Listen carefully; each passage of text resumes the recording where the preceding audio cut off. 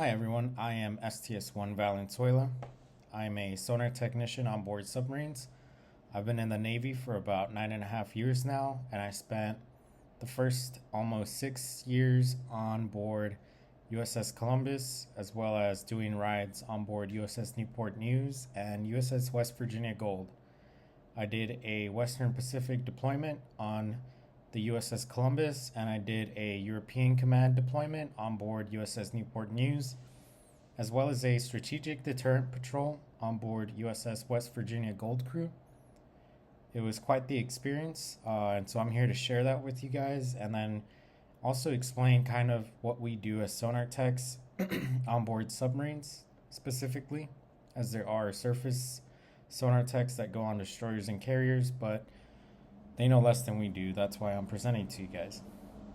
So overall, what my rate does is, so sonar in itself is an acronym that kind of describes it. So sound, navigation, and ranging. So we're using sound to navigate through the ocean, avoiding other ships such as merchants or fishing trawlers or even warships or submarines. And we're also doing ranging, primarily for developing solutions to potentially attack targets. The way we do that is we have a lot of arrays on board the ship, pretty much that lets us hear what's going on around us in the ocean in a 360-degree view. We get that displayed on our screen. We decide whether it's, a merchant ship, a fishing ship, or a warship. We pass that along. We do some ranging information using basic geometry almost, and we pass that along so that we can have a solution ready if we needed to attack a target. Now, like I said, the submarine has a lot of arrays on it. I can't get into too many details, but we are covered in a 360-degree view, but really it's sound. Our job is to use them and maintain them, which kind of leads into the next part, which is our maintenance. So we got lucky. Our maintenance is very tech-based and not really wrench turning. A lot of what we do is keeping hard drives, motherboards, computers working as they should, or replacing those parts if they don't. The majority of this maintenance gets done underway. In port, our systems go down, so we don't really have to do maintenance on them unless it's preventative maintenance or we need to replace things so that they can work before we go out to sea. So the division is usually made up of about 12 to 15 sonar techs. It should be 15 ideally, but with manning, you kind of do what you got to do to make it work. From there, we kind of split up the work between everyone based on what we are qualified. The goal is to have as many people qualified, everything as possible, but can't always get what you want, so we try to make it work anyways. So the maintenance, like I said, there's a lot of daily stuff we got to do. This involves resetting computers, servers, other data servers, and that's just because when we're underway, these things are running 24/7, and on things like deployment, that's like 6 or 7 months of a computer running 24/7. Issues are bound to happen, and doing these little maintenance items where you reset them or let them, breathe essentially for a little bit, that's what keeps them working.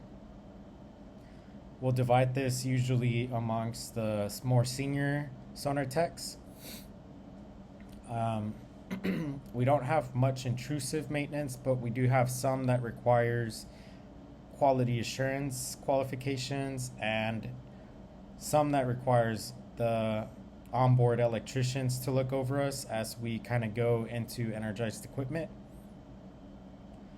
This is all planned out by the work center supervisor. That's a maintenance call that usually at least one person in the division has. Now, watch activities.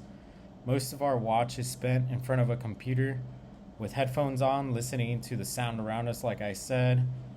there are 5 watch stations, 4 operators, and 1 supervisor. The 4 operators inform the supervisor of all of the data showing up on their screens and that they've analyzed, and then the supervisor takes that data, filters out what's important, and then he sends it over to the officer of the deck, who then decides how to maneuver the ship based off this information.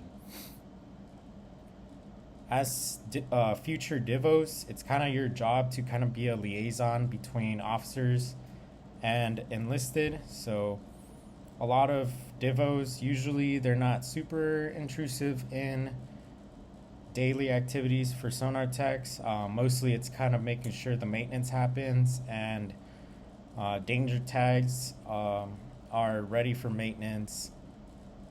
And if we need something from leadership and it's not getting done, usually a good divo will kind of step in, use their authority, because they are officers, so they get more than us, and they'll kind of help us out in that way. Well, that's what a good divo should do. I have had divos that kind of take a step back and don't really do anything when asked.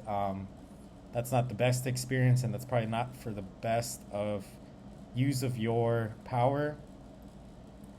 So if I had something to say for you guys, it's, kind of do learn from the enlisted, but also know when you can help them out by using your rank to make their life easier, because that's also going to end up making your life easier. Thank you.